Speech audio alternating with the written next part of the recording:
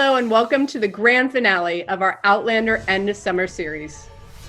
If you haven't been tuning in so far, be sure to catch up on our previous events featuring some amazing insights with the cast and crew.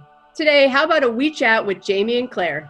That's right, Caitriona Balfe and Sam Hewen are here, and they're going to catch up on all things Outlander, as well as answer some questions from you, the fans. And we're going to end this episode with an exclusive peek at an Outlander Untold scene, available on the Season 5 Blu-ray, DVD, and digital releases. So make sure to stick around and check it out. So without further ado, I turn things over to Sam and Caitriona. Hey guys.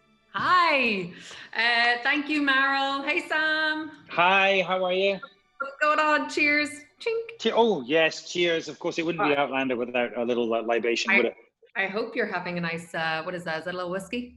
I mean, yes, to do a blatant plug, of course. Well, it's evening time here. And I suppose the most important people we need to say hello to is hello, all the fans. Thank you so much for joining us. I'm very, very happy and proud to join you today and say hi to all of our fantastic Outlander fans, the Outlander community. We also want to say a huge thank you.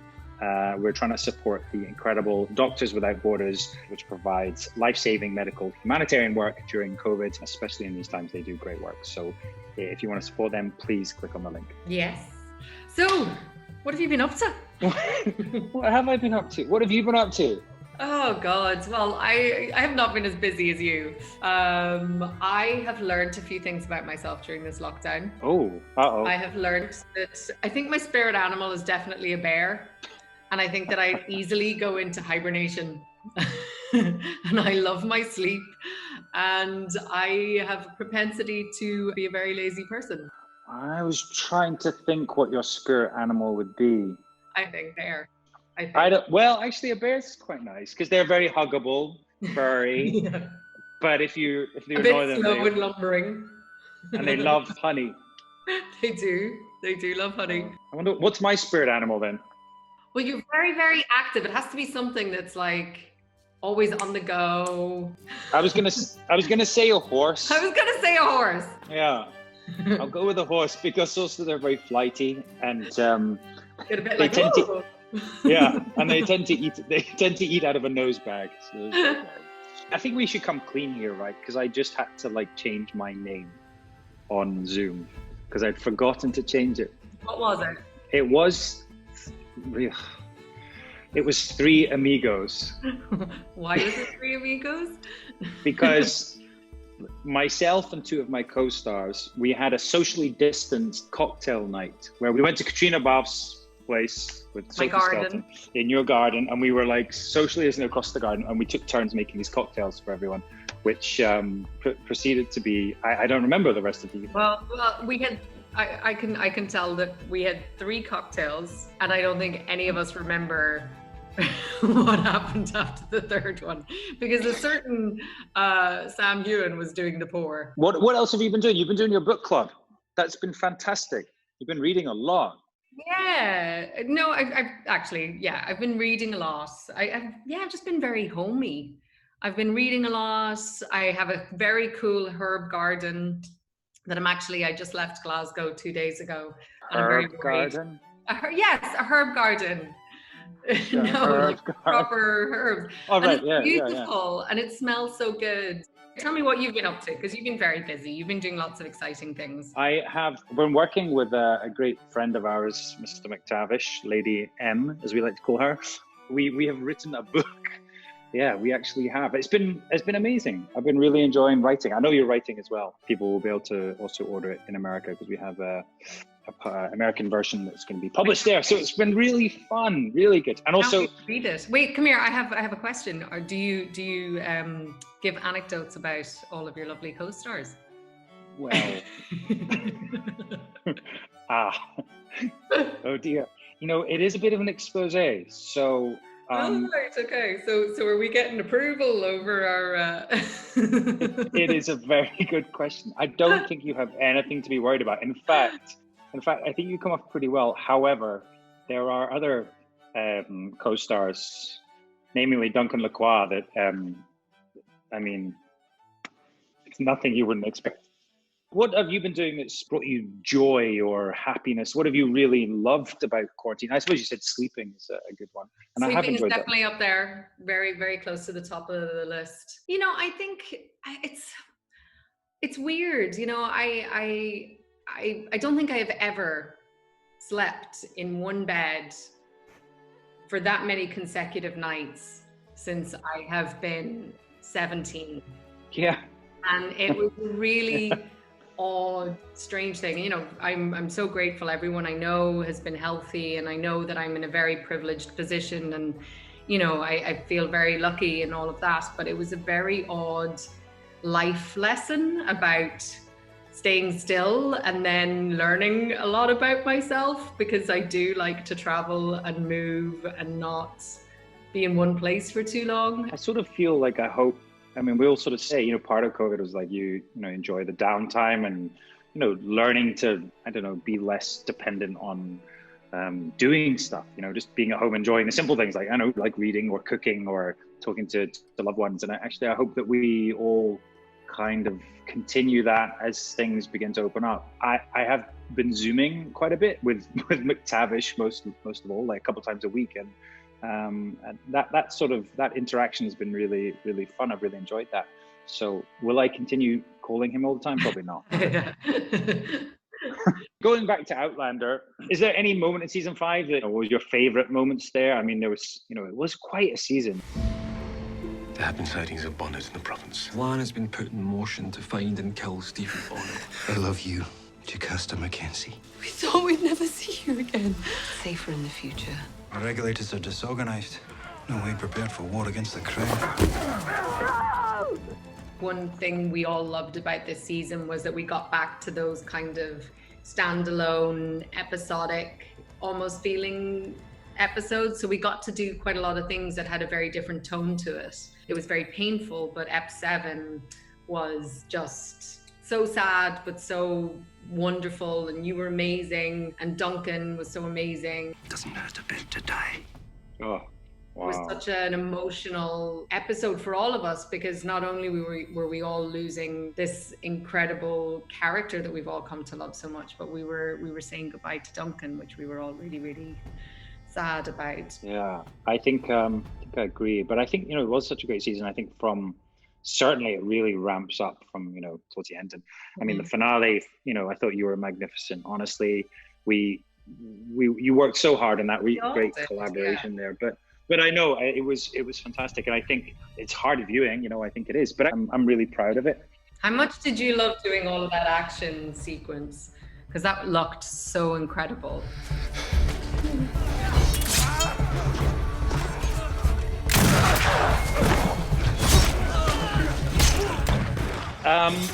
I didn't, to be honest. Oh. You know, when I mean, I love the action, but when you think about, you know, it was like 4 a.m. in the morning, and you're in the mud and you can't see anything. And I remember it was particularly cold, and I remember I just couldn't see anything. And there was one point I was like, I actually think I might hurt someone today. But I think, you know, Jamie, who directed it, I think did an incredible job, and the way it was lit as well, you know, a great DOP, and I think it's just so dramatic. And all the cast as well, you know, you see, you know, John Bell really becoming this. I mean, he really just took to that, didn't he? Yeah, that fight, there's a small sequence where he has this fight in the background with a couple of guys, and then he throws this tomahawk and knocks a guy out. And I think he was not supposed to be doing that or something, and he just kept doing it. He was like, Oh. And he got them every time. And as well. like, duck. Yeah. We just had to keep getting a new stun guy each time. What do you like? Because I know that Jamie has a lot of new challenges in season 6. What are you most looking forward to? I've started the book 6. I really have, and I'm about halfway through, but haven't got to the end yet. But it's so interesting to see what the writers have done and where we're going. I don't know where we end up. Where we leave season 5, obviously, is, you know, the whole family is fractured. They are together, but they are fractured. And I think Claire has, you know, still some healing to do as well, right? Yeah, no, for sure. I think it's one of the things I'm looking forward to is seeing how she copes with all of that and the repercussions of it, but how the family as a whole unit heal together or help her to heal. And I think that that's going to be part of a really like lovely part of the story. But anyway, Should we Yes. go to some fan questions? Love to. Hi, I'm Carla from Spain. What was the scene that caused you the most to shout because you weren't able to stop laughing? I missed the question because I was too busy looking at the picture in the background, which is a collage. You're busy looking at yourself. It's cool. Yeah, there was a collage. It was so good. Now, what was the scene that we? I think she asked what we couldn't stop laughing. Which one? I think we might have annoyed David Berry one day because we were laughing so much. Yeah. Sorry, David. We'll take this moment to apologize properly. We're very Sorry, David. We're really sorry. We're not very professional. Yeah. Next question. Hi Sam, hi Caitriona. I'm Isabel from Brazil, and my question is, did you guys take home anything from set this season? Wait a minute. Ooh. I'm beginning to feel... She's also got a collage. Is this a running theme? I feel like STARZ and Sony here have totally fixed this and put collages in people's houses. Did you take anything from set? I have to admit, I did. I strong-armed the armourer this season. I went to town on the armourer, so they now have nothing left. And I have a house full of weapons. But you have a closet full of swords. Yes. I think I may have taken a little something from the 1960s apartment because I knew I would never be back on that set again. Next. Hi, my name is Lonnie from California. My question for you, Sam and Caitriona, is what was your favorite Jamie and Claire scene together? Oh.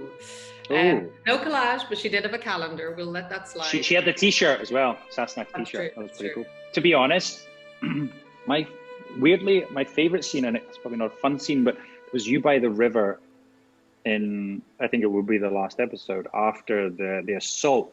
And there was something about that scene. I thought you were fantastic. And I think, you know, there was just this weight and gravity to the whole scene. Thought I saw Roger.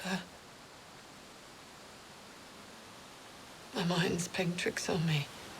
No. Roger. Bree. Jamie. We've come home. And to be honest, we couldn't really hear you or hear each other because there was so much water and waterfalls. We so it's shot like you had it to right by a waterfall, and then they edited it that you can't see any of the water, so we couldn't get anywhere. You really took it there, and I think it was a really fun scene to sort of try and kind of, I guess, play off the other act and sort of build on what they're doing. I enjoyed that one. Well, actually, I loved our drunk walk scene. Didn't know you could dance like that. I can knock you off your feet, sir. You can't even walk in a straight line.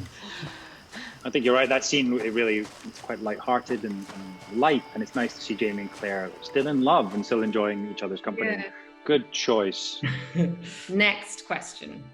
Hi, my name is Beth. I'm from North Carolina, and my question is, what one scene did you act you're most proud of, and you knew in your heart you did it exactly the way you wanted it to? Thank you. North Carolina, big shout out.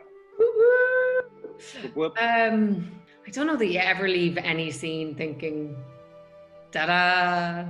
I think there's always... I agree. I mean, to be honest, I never feel like, oh, I did that how I wanted it to do it. You never know where you'll be taken by the scene, by the other actors or by the director or the whole situation. But I think you're right. There's one scene when we did that dance to the Stones at the end of season 2. I love you. And you. You know, sometimes when you're really lucky, everything conspires to work in your favor. And I think we arrived on set that day and it was like somebody had Disney-fied the set. It was like this dusting of snow, but it was a beautiful day. And you and I were sort of talking about, we didn't quite know what we were going to do. And then we both just sort of figured it out. And it just, you know, it doesn't feel like it's like me doing it. It just feels like it happens. But I think that's one scene that I think really sang, and all the crew were like, oh. It was really magical, wasn't it? I remember that. Yeah, you're right. That was a great ending to that season. Hi, I'm CJ from Australia. My question for Sam and Caitriona is, with the exception of each other, and quite possibly Adso, if you had the opportunity to spend a day in another character's shoes from season 5, Whose would it be and why? That's a tough one. Jocasta. Oh, yes, lovely. Yeah, that's a good choice. She's fantastic, isn't she? But she has a great journey there. Yeah. And she's playing this. And she just has the love story with Myrta and everything. It's like, yeah, beautiful character. Yeah, some good stuff. And you'll have to sing as well at the end, so you better. Well, except I would just ask Maria to sing and I would lip sync, but. Lip sync. Yeah. I know, I was going to say Myrta, but maybe Governor Tryon, actually. I just love Tim, and I think he does a great job, and it'd be kind of fun to have all the power there and be a bit of nasty. Bit snippy. Yeah, a bit snippy. Victory tastes sweet, does it not? They are finished. Must celebrate this glorious day. Hi, I'm Jessica from California. I would love to know how it was working with the maggots and just working so close with them, how that was in the episode Monsters and Heroes. They're very demanding, aren't they? They're very noisy. They are, yeah. It's like a bowl of Rice Krispies. It's just like... Yeah, and they move so damn fast. Like you put them down and they are off. Yeah, I think you were quite fascinated by them. I was. Well, first of all, they came in and they stank. You weren't there at this point, but it was myself and Lauren, and they were brought in a box, and you could hear this like, but then this like waft of rotting flesh, sort of just, it was disgusting. So we requested that they be washed somehow. So, but it was also, I think we enjoyed watching you squirm a little. I mean, you weren't too bad, but it was when they would like go missing up your leg or under your legs. Yeah, for sure. Well, so I had this prosthetic on, obviously, and you can't see where it ends. So I was just kind of waiting for them to like find the edge and get under it. But I was also like trying to stay in the scene as well. And it's kind of hard when you've got 1,000 little maggots charging around trying to get in every crook. Okay, well, that is it. Thank you so much for hanging out with us today, and we hope you've enjoyed this end of summer Outlander series. We particularly like the collages, so if anyone wants to show us their collage, we like that. And yeah, it's been great to hang with you. And we're really excited to hopefully get back to work soon, and we just want to say that we really appreciate all the support. We're going to work really hard to make season 6 the best one yet. And if you guys want to support Doctors Without Borders, they do life-saving medical, humanitarian work around the world, especially during COVID. Click on the link, wherever that is. And it's been nice to hang with you both. Likewise. Ching. Cheers, Sanja. Thank you, Caitriona and Sam, for sending us off in true Outlander style. And thanks to all the fans who tuned in to our Outlander End of Summer series. It's been such a pleasure spending our Sundays with you all. Though this Droughtlander will continue for a wee bit longer than usual, we hope to see you all soon when the 6th season gets underway. Until then, please enjoy an exclusive look at this Outlander Untold scene, available on the Season 5 Blu-ray, DVD, and digital releases. This scene is quite a nice opportunity for Lizzie to kind of interact with who she thinks is Kezzy, but is actually Josiah. You get to see the nice dynamic between the twins and Lizzie for the first time, really. I just came back from a hunt, and I see Lizzie, and I've been kind of harbouring these feelings for Lizzie, but I've not had a proper chance to talk to her, so I've been really nervous about her. I start playing along because she starts talking about Josiah. Stepping back into that and reminding myself of how I felt when I was like 14 and utterly unable to speak to the boy that I fancied. Remembering those kind of like awkward conversations and then going back and thinking, oh, that didn't go well, I should have said that, I should have done that. It's been quite fun kind of diving back into those old romance days. I would keep eyes peeled for what may happen, because who knows? We could be the hottest couple on the ridge, maybe, I don't know. Stay a wee bit longer, Kezzy. I haven't seen you for a while. Would you like a wee bit of bread and butter and some ale? But, Your brother no. tells me you're having better luck with your ears now, since Mistress Clare did her healing and whatnot. He said you're not having to follow a person's lips as much. He's such a lovely lad, Josiah.